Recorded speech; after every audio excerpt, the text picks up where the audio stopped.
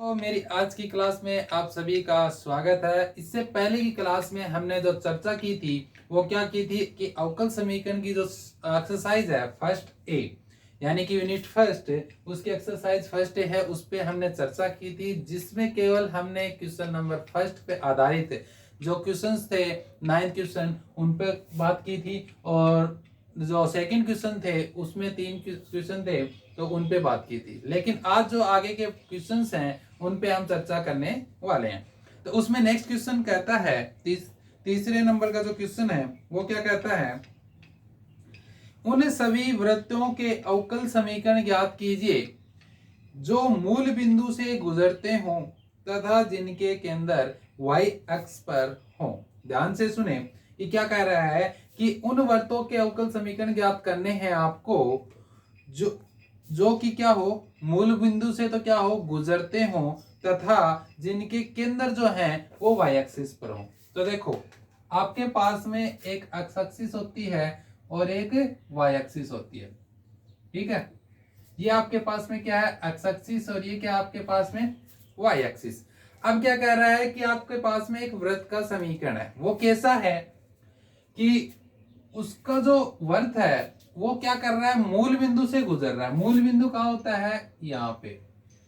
X axis और Y axis का मूल बिंदु कहाँ होता है, यहाँ पे। तो मूल बिंदु से गुजर रहा है, लेकिन वर्त का जो केंद्र है वो किस पर होना चाहिए, वाई एक्सिस पे। तो ये तो एक्स एक्सिस है और ये वाई एक्सिस है, तो यानी कि वाई एक्सिस पे होना चाहिए, तो यहाँ पे केंद्र होना चाहिए वाई एक्सिस पे। तो वाई एक्सिस पे केंद्र होगा और मूल बिंदु से वर्त गुजरेगा, तो आपका वर्त कैसा होगा, इस प्रकार का होगा। तो इस प्रकार का होगा, यानी कि आपके पास में केंद्र y एक्सिस पर हो गया और वर्त जो है वो क्या हो गया कि मूल बिंदु से गुजर रहा है, ठीक है। अब यहाँ पे देखो y एक्सिस पर यदि केंद्र है तो y एक्सिस पर x की वैल्यू क्या होती है, 0। तो यानी कि x की वैल्यू तो क्या हो गई, 0। x एक्सिस की वैल्यू क्या होगी, 0। और y एक्सिस पे देखें तो इसकी वैल्यू क्या मान लेते हैं, k। क्या मान लेते हैं, k, ठीक है। तो यानी कि इस मूल बिंदु के केंद्र क्या हो गए, 0 और k, ठीक है। तो यानी वर्त का केंद्र क्या हो गया, 0 और k। अब ये 0 और k हो गया, तो यानी y एक्सिस की यहां से यहां तक की जो डिस्टेंस है वो कितनी है, k। और ये डिस्टेंस केंद्र से लेकर के सिरे तक की दूरी जो कहलाती है वो कितनी, क्या कहलाती है, त्रिज्या। तो यानी त्रिज्या क्या हो गई, k, ठीक है। अब अपन इस पे देखो कि यदि यही क्वेश्चन ऐसा कहता कि y एक्सिस पर ऐसे वर्त का अवकल समीकरण ज्ञात कीजिए जो कि क्या हो, मूल बिंदु से गुजरता हो, लेकिन साथ में क्या हो, उसका केंद्र जो है वो x एक्सिस पर हो, तो उसका जो डायग्राम बनेगा वो कैसा बनेगा, ये x एक्सिस हो गई और ये y एक्सिस। अब मूल बिंदु से गुजर रहा है यानी ये इधर से गुजर रहा है। अब x एक्सिस पे उसका केंद्र है वर्त का, तो यानी यहाँ पे केंद्र होगा x एक्सिस पे, यानी यहां से ऐसे करके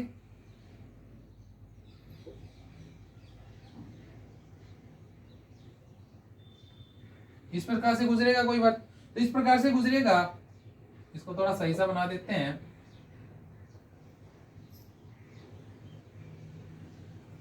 इस प्रकार से वर्त होगा और जिसका केंद्र क्या होगा, एक्स एक्सिस पर होगा, ठीक है। तो यहाँ पे एक्स एक्सिस पे y की वैल्यू क्या होती है, 0। तो x की वैल्यू क्या होगी, h, और y की वैल्यू क्या होगी, 0। यानी इसका केंद्र क्या होगा, h और 0, और त्रिज्या क्या हो जाएगी, यहाँ से यहाँ तक की डिस्टेंस कितनी है, h, तो h हो जाएगी, ठीक है। तो यदि आपको एक्स एक्सिस पे पूछता तब तो ये डायग्राम बनता, और यदि अपने पास में वो अब पूछ क्या रहा है कि उन वर्तों के अवकल समीकरण ज्ञात कीजिए जो क्या हो, मूल बिंदु से गुजरते हो तथा y एक्सिस पर स्थित हो। अब आप देखोगे कि वर्त का व्यापक समीकरण जो होता है, व्यापक समीकरण क्या होता है, यदि केंद्र क्या हो, h के, केंद्र h के हो तो x माइनस का h का whole square plus y minus k का whole square is equal to r square. यहाँ पे h और k क्या है, वर्त के केंद्र, और r क्या है यहाँ पे, त्रिज्या। बात समझ में आ गई। तो वर्त का व्यापक समीकरण ये होता है, लेकिन बाई क्वेश्चन से, क्वेश्चन के अनुसार अपने पास में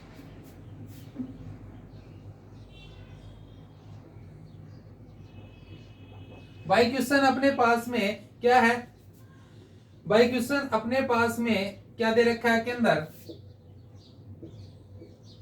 x की वैल्यू क्या है 0 और y की वैल्यू क्या है k, मतलब कि 0 और k इसका केंद्र है। ठीक है, अब अपने पास केंद्र ये 0 और k हो गया, और त्रिज्या क्या हो जाएगी, त्रिज्या भी क्या है k, क्योंकि जो ये डिस्टेंस है वो कितनी है k, तो यानी कि त्रिज्या भी कितनी है k हो गई। अब इन वैल्यू को अपन क्या करेंगे, इक्वेशन नंबर फर्स्ट दे दो इसको, तो इस वैल्यू में रख देंगे, तो इसमें वैल्यू रखेंगे तो क्या देगा x माइनस h की वैल्यू कितनी है 0 का whole square, y minus k की वैल्यू कितनी है k का होल स्क्वायर, r की वैल्यू कितनी है k, तो k का स्क्वायर। अब इसको सॉल्व करेंगे तो x माइनस 0 का होल स्क्वायर क्या हो जाएगा x स्क्वायर, इसको खोलेंगे तो यानी a माइनस b का होल स्क्वायर क्या होता है a स्क्वायर प्लस का b स्क्वायर माइनस का 2ab, ठीक है, और इज इक्वल टू के स्क्वायर। अब देखो ये के स्क्वायर कैंसिल हो गए, इक्वल में है, दोनों सेम है।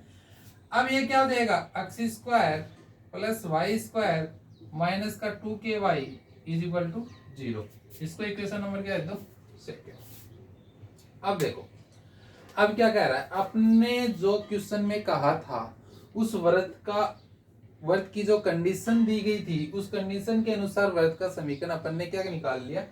ठीक है, अब निकालने के पश्चात अब इसका क्या निकालना है, अवकल समीकरण निकालना है। अब तक हमने बात की थी और चर्चा की थी कि आपको कोई एक वक्र दे दिया, वक्रकुल का समीकरण दे दिया जाएगा और उससे आप क्या ज्ञात कर सकते हो, एक डिफरेंशियल इक्वेशन ज्ञात कर सकते हो।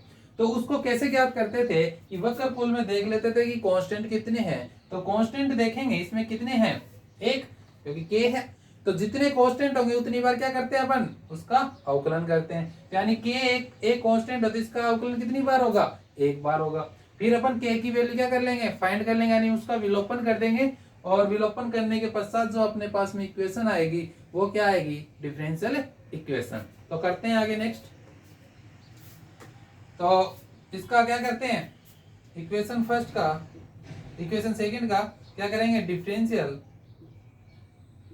With respect to x, x के रेस्पेक्ट में इसका डिफरेंशियल करोगे तो क्या आएगा 2x, x स्क्वायर का क्या हो जाएगा 2x, और y स्क्वायर का क्या हो जाएगा 2y dy by dx minus का 2k dy by dx is equal to 0। अब देखो इसमें क्या है k की वैल्यू फाइंड कर लो, इनको बाकी इसको इधर ले जाओ तो k की वैल्यू आ जाएगी k into d y by d x, देखो 2 सब में 2 कॉमन आ करके 0 हो जाएगा, और k d y by d x is equal to क्या आ जाएगा x प्लस का y d y by d x. ठीक है, तो k इज इक्वल टू क्या आ जाएगा x plus y d y by d x upon में ये मल्टीप्लाई में नीचे चला जाएगा d y by d x. ठीक है, तो अपने पास में k की वैल्यू आ गई, इस k की वैल्यू को इक्वेशन नंबर क्या देते हैं 3 देते हैं। अब देखो k की वैल्यू को क्या करें इक्वेशन नंबर सेकंड में पुट कर देते हैं। ठीक है, k की वैल्यू को इक्वेशन सेकंड में पुट करेंगे, put the value of k in equation second. ठीक है, सेकंड में पुट करेंगे तो क्या आ जाएगा एक्स स्क्वायर प्लस का वाई स्क्वायर माइनस का 2y, और k की वैल्यू क्या दे रखी है x plus y d y by d x upon में d y by d x ये दे रखी है। अब देखो ये डी वाई डी एक्स कहाँ पे है हर में, तो यानी कि अपन क्या करेंगे इक्वल में क्या दे रखा है 0। अब क्या करेंगे d y by d x को एलसीएम लेके कर लो, या फिर डी वाई डी एक्स को सबसे मल्टीप्लाई कर दो बोथ साइड, तो both side d y d x से मल्टीप्लाई करेंगे तो क्या आ जाएगा x square plus y square into d y by d x, minus का इसको डी वाई डी एक्स से करेंगे तो d y d x cancel हो जाएगा, तो बचेगा क्या 2y into x plus y d y by d x, और 0 से करेंगे तो क्या आ जाएगा 0। ठीक है, अब देखो dy dx दोनों एक जगह लेकर के dy dx क्या ले लेंगे कॉमन, यानी क्या आ जाएगा x square plus y square, तो इसका आ गया। और ये क्या आएगा माइनस का 2y स्क्वायर, तो माइनस का 2y स्क्वायर ये आ जाएगा, ठीक है। इनटू में क्या आ जाएगा dy बाई dx, ठीक है। और माइनस में और क्या बच जाएगा 2xy इज इक्वल टू में क्या बचेगा जी। बात समझ में आ गई। dy dx ये माइनस का 2 है, यहाँ अंदर मल्टीप्लाई होगा तो ये माइनस का 2y square into dy dx, तो ये dy dx का टर्म हो गई और ये dy dx की टर्म। dy dx कॉमन ले लिया तो यहाँ से x square plus y square आ गया और माइनस का यहाँ से क्या बच गया 2y स्क्वायर, तो dy dx को कॉमन लेने के बाद और ये क्या बच गया माइनस का 2yx यानी 2xy, ठीक है, इज इक्वल टू 0। अब इसको सोल्व करें तो इसको आगे ले जाते हैं, तो dy by dx is equal to क्या बन जाएगा, ये आगे जाएगा तो प्लस का हो जाएगा 2xy अपॉन में इसको अपन क्या कर सकते हैं डिवाइड में, देखो माइनस का 2y स्क्वायर और प्लस का y स्क्वायर क्या बच जाएगा माइनस का y स्क्वायर, तो अपॉन में क्या हो जाएगा एक्स स्क्वायर माइनस का y स्क्वायर, तो ये अपने पास में क्या आ गया अवकल समीकरण, ठीक है। तो इक्वेशन नंबर 4 जो आ गई वो क्या आ गई अवकल समीकरण। तो देखो अपने को इस क्वेश्चन में क्या कहा था कि एक उन सभी वृत्तों का अवकल समीकरण ज्ञात कीजिए जो कि क्या हो मूल बिंदु से गुजरते हो तथा क्या हो y एक्सिस पर उनका केंद्र हो, ठीक है। तो ऐसे वृत्त का अपने को समीकरण फाइंड करना पड़ेगा। अपने को पता है कि यदि कोई भी वृत्त होता है और उसका यदि जनरल समीकरण निकालना है और यदि उसका केंद्र h और k दे रखा है तो और त्रिज्या r दे रखी है, तो उसका व्यापक समीकरण जो होता है वो क्या होता है x माइनस एच का whole square plus y minus k का whole square is equal to r square होता है। लेकिन जब हम बात करते हैं कि उस पर कोई कंडीशन दे दी गई, उस पर क्या दे दी गई कंडीशन कि वो क्या हो मूल बिंदु से गुजरता हो और y एक्सिस पर स्थित हो, तो मूल बिंदु से तो गुजर रहा है और y एक्सिस पर उसका केंद्र स्थित है, तो यानी कि उसकी x एक्सिस पे मतलब उसका केंद्र क्या होगा 0, तो यानी कि 0 और k उसकी क्या कर लेंगे केंद्र ले लेंगे, तो उसकी रेडियस जो होगी यानी त्रिज्या जो होगी वो भी क्या होगी k, ठीक है। क्योंकि देखो यहाँ से लेकर के यहाँ तक डिस्टेंस होती है वही त्रिज्या होती है, तो यानी कि ये डिस्टेंस कितनी है यहाँ पे k है, तो यानी कि इसकी त्रिज्या भी क्या हो जाएगी k। तो यानी कि उस व्यापक समीकरण में हम h की जगह 0 रख देंगे और k की जगह k और r जो रेडियस है वो कितनी है यहाँ पे k, तो उससे अपन क्या निकाल लेंगे उस वृत्त का समीकरण ज्ञात कर लेंगे। वृत्त का समीकरण ज्ञात होने के बाद अपने पास में एक जनरल समीकरण आ जाएगा वृत्त का, और अपन कंडीशन के अनुसार अपन उस जनरल इक्वेशन से अपन को क्या निकालना है एक अवकल समीकरण निकालना है। तो अपने को पता है कि अपने को कोई भी एक वक्रकुल दिया गया होता है तो हम उससे क्या एक डिफरेंशियल इक्वेशन ज्ञात कर सकते हैं, ठीक है। तो उससे अपन एक डिफरेंशियल इक्वेशन उस मेथड से अपन ज्ञात कर लेंगे, तो ये अपने पास में क्या प्राप्त हो गई एक अवकल समीकरण प्राप्त हो गई, ठीक है।